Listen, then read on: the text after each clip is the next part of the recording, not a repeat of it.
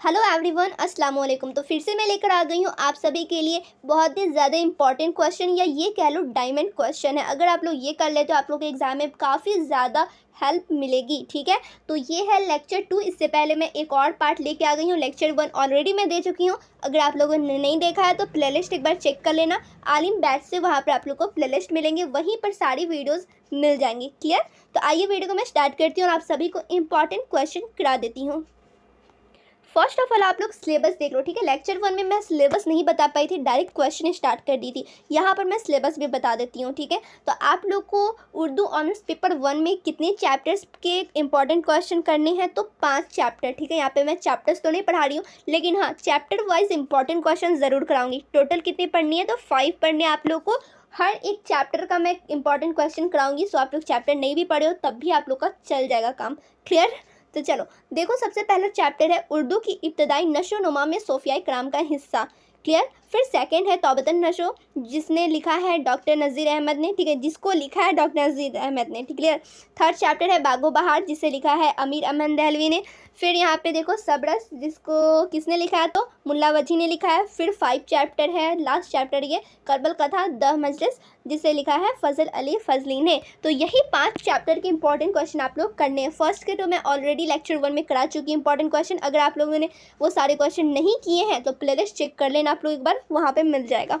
तो चलिए अब यहाँ से मैं इंपॉर्टेंट क्वेश्चन है स्टार्ट करती हूँ। यहाँ पे आप लोग देख सकते हो ये है सेकेंड चैप्टर का। ठीक है, अब सेकेंड चैप्टर का कैसे है, फर्स्ट चैप्टर का तो मैं लेक्चर 1 में करा चुकी इंपॉर्टेंट क्वेश्चन। सेकेंड चैप्टर यहाँ पे आप लोग देखो तौबतन नशो, यहाँ पे आप लोग देखो इस क्वेश्चन में भी वही चीज़ दिए गए हैं। ठीक है, तो यही सब आप लोग को क्वेश्चन करने हैं यहाँ पर भी। और फर्स्ट लेक्चर में मैं टोटल 5 क्वेश्चन कराई थी। ठीक है, अब यहाँ पे आप लोग देखो कितने क्वेश्चन हो सकता है उतना मैं करा दूंगी।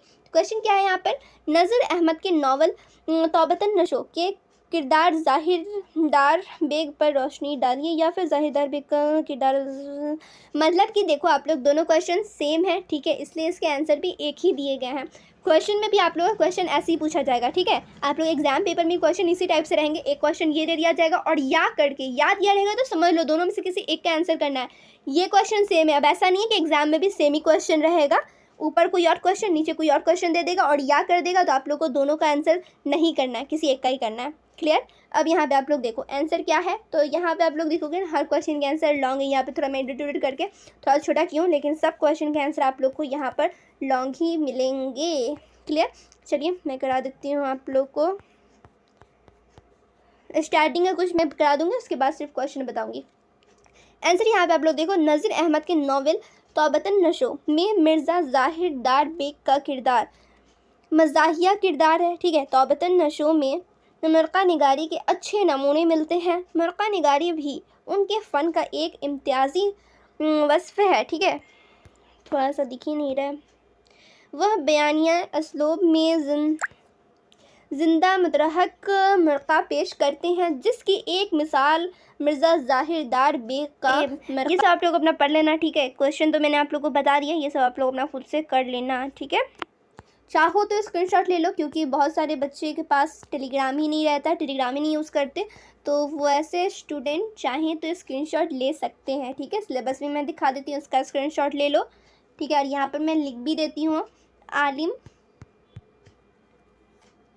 ऑनर्स। ठीक है, उर्दू ऑनर्स का। ठीक है, आलिम उर्दू ऑनर्स 1 का इंपॉर्टेंट क्वेश्चन समझ में ही नहीं आ रहा होगा यहाँ पे, तो ठीक है यहाँ पे आप लोग समझ लो आलिम उर्दू ऑनर्स पेपर 1 का है। ठीक है, पेपर 1 का सिलेबस है ये। क्लियर?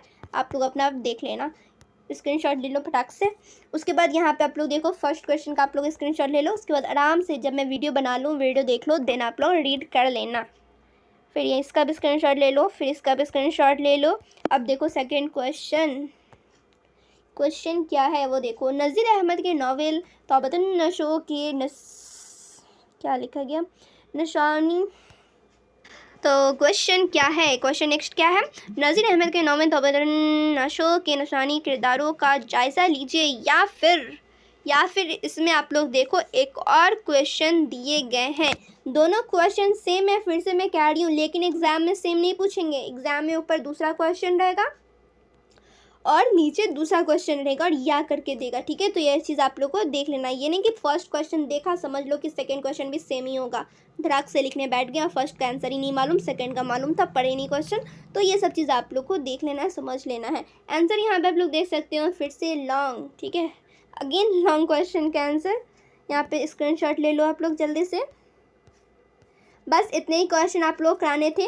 7 क्वेश्चन मैंने आप लोग को फर्स्ट चैप्टर से करा दिया है, 5 पहले कराई थी, 2 अभी कराई। अब देखो आप लोग थर्ड चैप्टर क्या है, बागो बाड़ी, आप लोग पहले भी पढ़ चुके हो, ठीक है, पहले भी आप लोग पढ़ चुके हैं। अब इसका मैं क्वेश्चन आप लोगों को करा देती हूँ। ये सब आप लोग पहले भी पढ़े हुए, 10 12 में ही पढ़े हुए, तो ये सब आप लोग को मालूम होगा। 12th क्लास में आप लोग पढ़े ना, वही सब चीज़ें मौलवी में भी पढ़े हो। क्वेश्चन देखो, बागो बहार मीर अमन दहलवी ने लिखा है, इसके बारे में आप लोग जानते भी हो। क्वेश्चन क्या है, फोर्ट विलियम कॉलेज की तारीख पर रोशनी डालिए। या फिर एक और क्वेश्चन दिए गए, उर्दू नस्र की तरक्की में फोर्ट विलियम की खिदमत, मतलब कि दोनों क्वेश्चन सेम ही है फिर से, ठीक है, सेम ही। आप लोग को आंसर क्या करना है, या आप लोग खुद से करेंगे, क्लियर। अब मुझे नहीं लगता कोई हाँ, मैं मानती हूँ कि कोई वर्ड्स होते हैं जो हार्ड होते हैं, भारी होते हैं, तो वो आप लोग थोड़ा सा ध्यान से देखोगे तो समझ में आ जाएगा, ठीक है। अब यहाँ पर मैं एक क्वेश्चन को ज़्यादा, एक ही क्वेश्चन का आंसर क्लियर करती रहूँगी, तो आप लोग समझ लो बहुत सारे इंपॉर्टेंट क्वेश्चन रह जाएंगे, ठीक है। और भी चैप्टर्स मुझे कराने हैं, और भी दूसरे सब्जेक्ट से कराने हैं इंपॉर्टेंट क्वेश्चन, तो यहाँ पर मैं बस इंपॉर्टेंट क्वेश्चन बता देती हूँ। आंसर भी मैं आप लोग को एडिट करके दी हुई हूँ, ठीक है। बहुत सारे आप लोग को नहीं याद करने होंगे, बहुत सारे नहीं पढ़ने पड़ेंगे, तो आप लोग थोड़ा सा वीडियो को पॉज करो, खुद से रीड करो, तो भी आप लोग को समझ में आएगा, ज़्यादा देर तक याद भी रहेगा। मुझे और भी इंपॉर्टेंट क्वेश्चन कराने, इसलिए मैं यहाँ पर रीड नहीं कर पाऊँगी, क्लियर। अगर आप लोग फिर भी कहोगे कि नहीं कर देने के लिए, तो मैं कर दूँगी, लेकिन बहुत सारे स्टूडेंट का चल जाता है ऐसे, खुद से भी वो लोग रीड कर लेते हैं।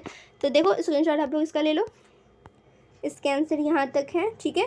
तो बस इतना ही इस वीडियो में, आज के इस वीडियो में बस इतना ही। थर्ड चैप्टर का बस मैंने एक ही क्वेश्चन कराया है, 2 चैप्टर और रह गए, इन दोनों का क्वेश्चन, और इसका कुछ क्वेश्चन मैं करा दूंगी थर्ड पार्ट में, ठीक है। और उसमें कुछ पॉसिबल हुआ तो ठीक है, नहीं तो एक और पार्ट ले आऊँगी, उसमें आप लोगों को इंपॉर्टेंट क्वेश्चन करा दूंगी। मैं थोड़ा क्वेश्चन आप लोग को दे रही हूँ कि आप लोग वीडियो देखो, उसके बाद खुद से पढ़ो, खुद से लिखो, तब आप लोग का हो जाएगा। एक ही दिन में मैं चाहूँ तो ये सारे क्वेश्चन एक वीडियो में करा सकती हूँ, लेकिन नहीं करा रही हूँ क्योंकि बहुत ज़्यादा हो जाएगा आप लोग के ऊपर भार, तो आप लोग नहीं पढ़ोगे, छोड़ दोगे, इसलिए मैं थोड़ा करके आप लोग को दे रही हूँ, ठीक है। थोड़ा ही आप लोग सही पढ़ दो तो एग्ज़ाम में अच्छा स्कोर कर पाओगे।